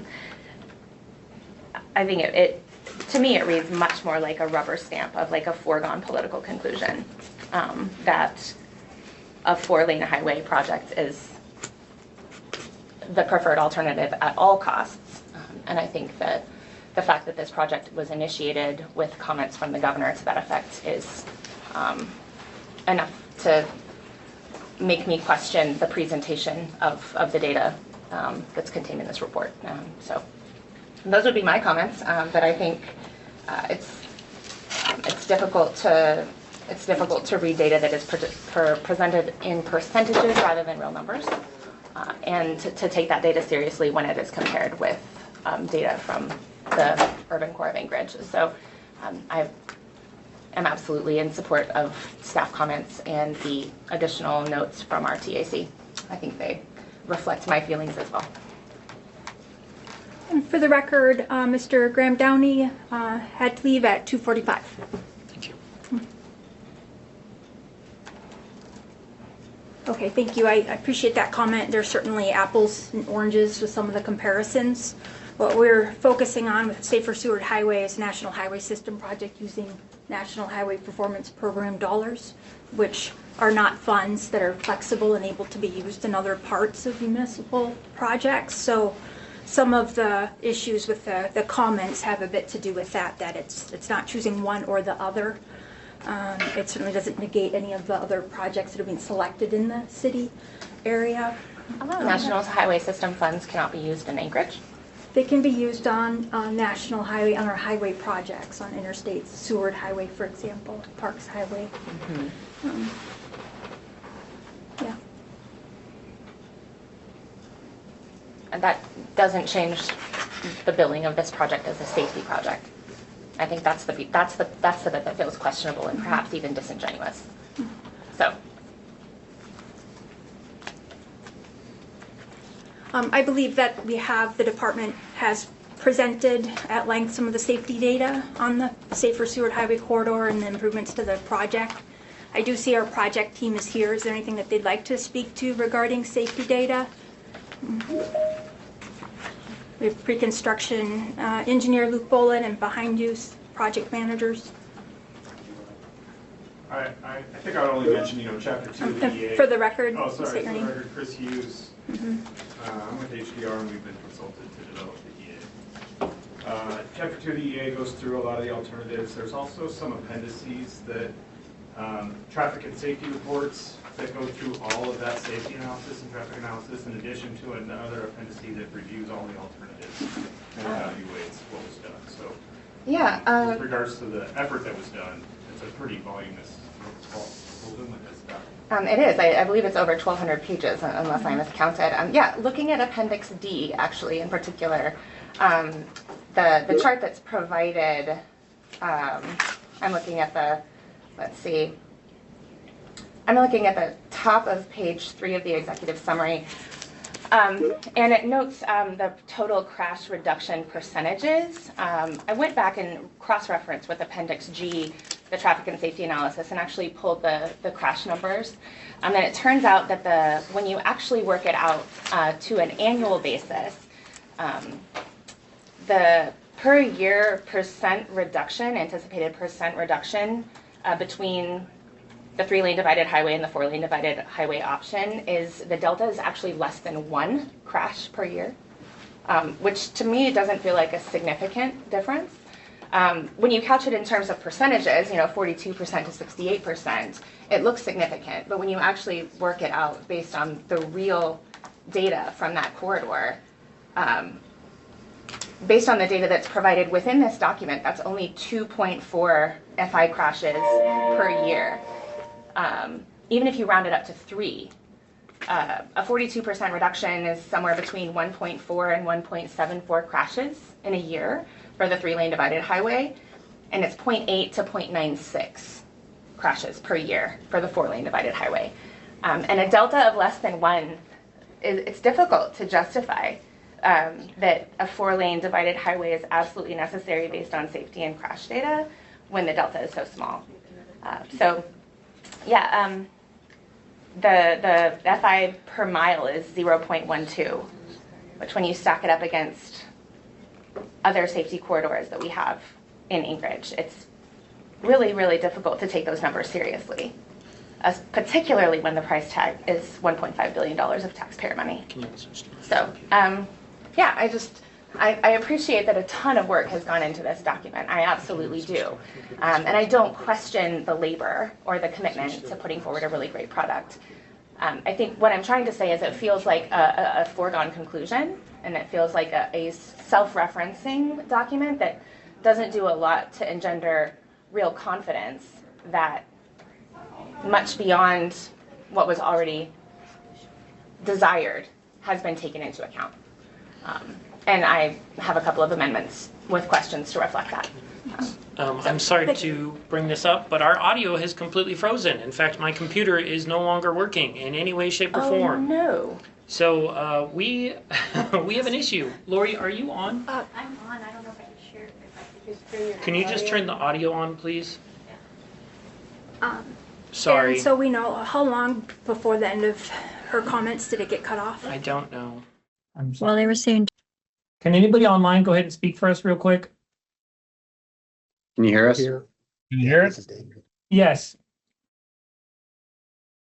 When it disconnected, you were still trying to open up the document. Baldwin Day, I don't think I'd started talking yet.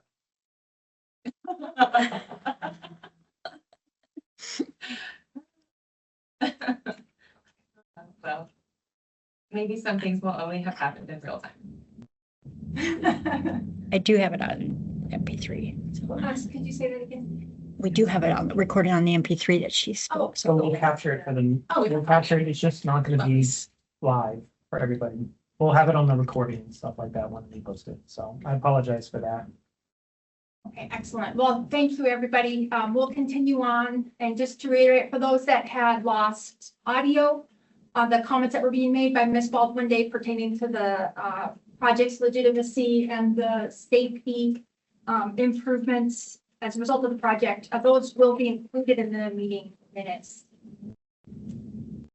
Is there anything you'd like to comment on as a recap? No, just estimating the use of percentages rather than part numbers when it comes to the crash data and the relative merit of those numbers based on what we see elsewhere in this particular area and within this MPO.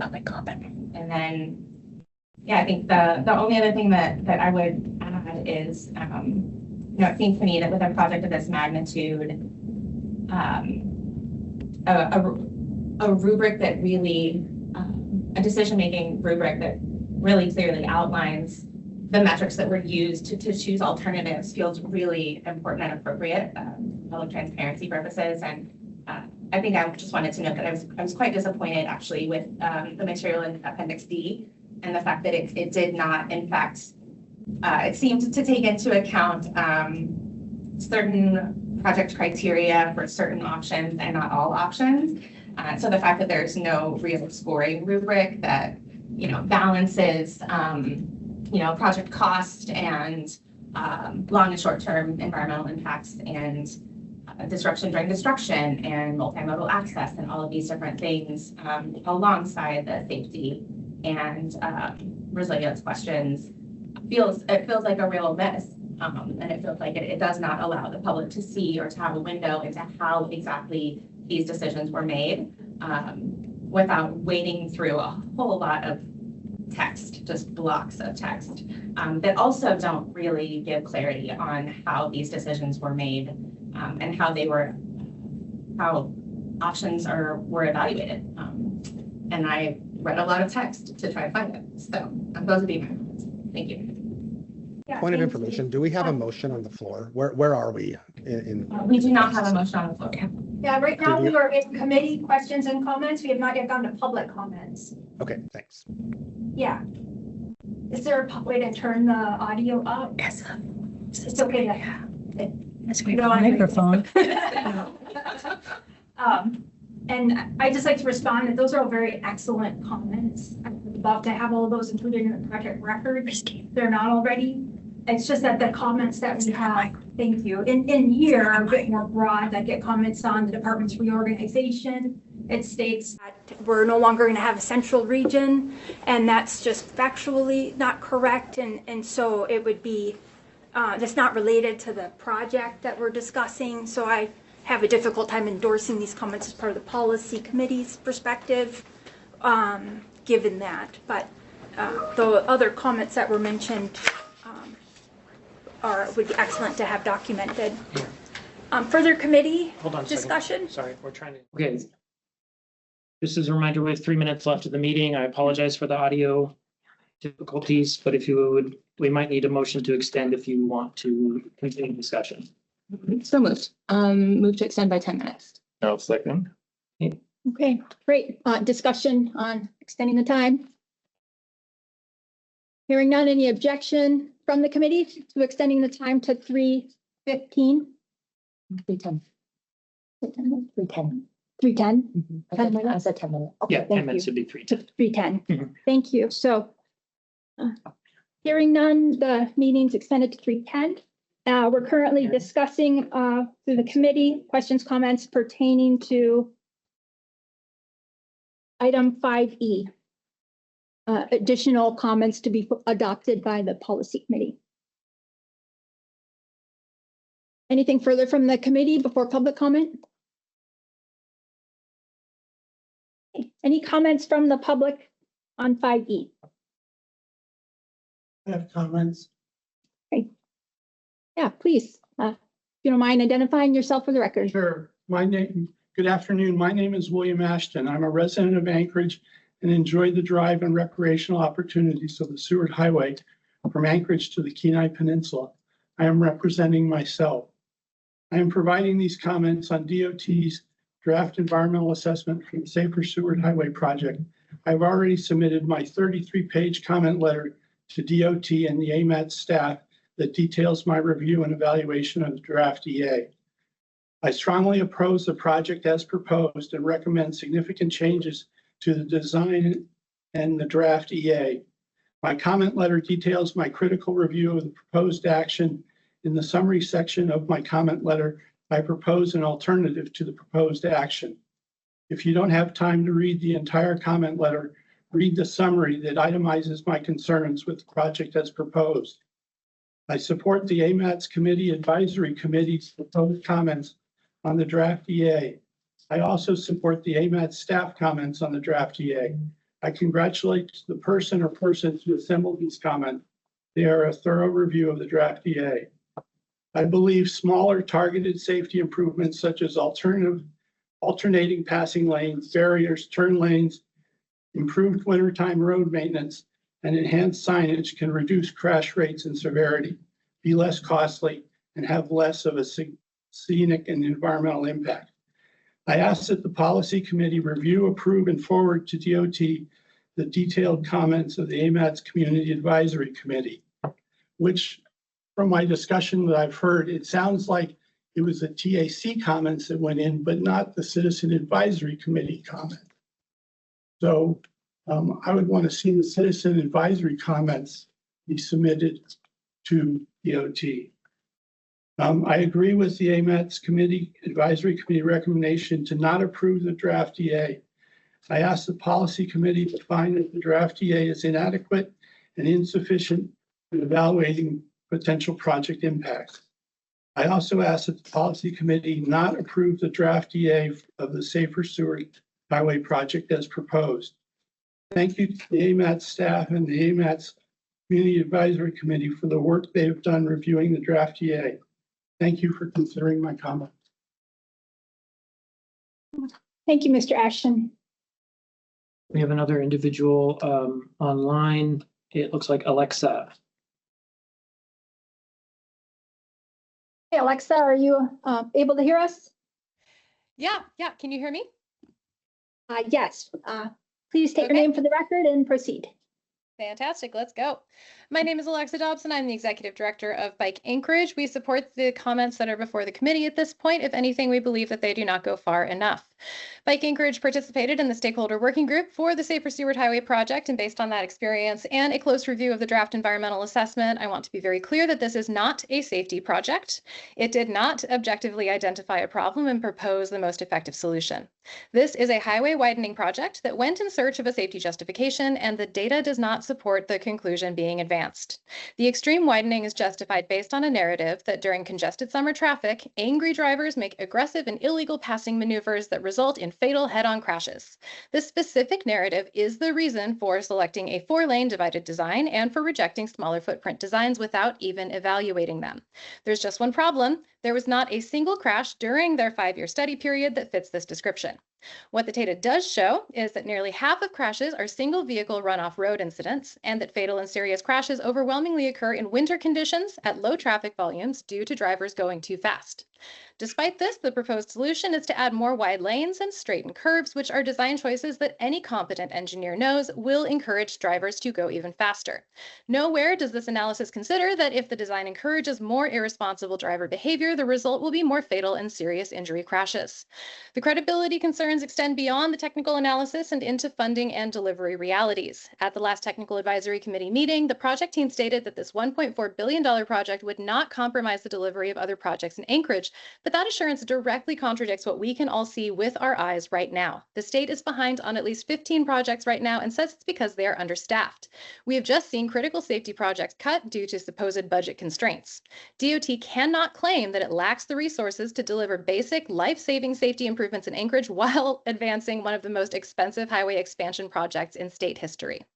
This is particularly troubling given the current safety conditions in Anchorage, where roadway fatalities have reached their highest levels in decades. Just this week, a pedestrian was killed by a driver on a state-owned road right here in the neighborhood that I live in. The roads that people use every day, where people are actually dying, are not receiving the urgency or the investment that they require. But this project on a corridor with much less severe and pressing safety needs continues to advance at extraordinary cost. This committee has a responsibility to ensure that transportation decisions are guided by credible data, transparent analysis, and genuine safety priorities. This project in the draft environmental assessment does not meet that standard. The safety justification is not supported by the crash data, the modeling assumptions are not credible, and it is plainly obvious that the project team is not telling the truth about how other roadway projects in Anchorage will be harmed by this one. This project must not advance as currently planned, and a full reevaluation from the very foundation is needed to start setting things right. Thank you. Yeah, thank you, Ms. Dobson. Further public comment? No other hands are up at this time. All right, thank you. So what is the will of the committee pertaining to adopting both the staff comments and the amended additional comments by the policy committee? Is there a motion? I would like to move to adopt AMATS staff comments as policy committee comments. I'll second. And as part of that, request an official and comprehensive response from the project team. So can I repeat your motion? Yes, please. The motion by Ms. Baldwin Day was to accept the comments along with requesting comprehensive response. This was seconded by Mr. Boland. And that was just staff comments, correct? The staff comments and also to append the TAC comments, although I do have a question, just clarifying. If that phrase with DOT and PF restructuring, if the not having a central region phrase was struck from those comments, would you feel comfortable supporting this moving forward as the policy committee comments on this project? Yes, I would be more comfortable including these comments, making it more specific to the project. So yes. Okay, so then I would say to appending these comments from the TAC, but striking Mr. Coy's, let's see, that's second paragraph, second sentence, the phrase not having a central region. Yeah. Now we're getting really technical. Yeah. So far, motion. Motion to adopt AMAT staff comments as PC comments and append the TAC comments, striking Mr. Toy's comments on the second paragraph, second sentence about not having a central region. And requesting an official and comprehensive response. And requesting an official and comprehensive response from the project team. Sorry, I thought an error and I was correcting it. Yeah. Yes, that is my motion. And I think Mr. Volland, do you still second? I do. Okay. So for further discussion on this? I would like to move to amend if there's no discussion. I'll have brief discussion. I just want to indicate that these comments are all really critical to the project. So thanks to everybody for putting them together. We do take them all seriously, whether it's through staff or from the policy board itself. And any amendments? I brought paper copies. So is it okay for me to distribute? Yes. These? Yeah. Okay. Wasn't sure what protocol is. Yeah. I'll just grab the rest of them. Yeah. So it hasn't. Okay, great. Lovely.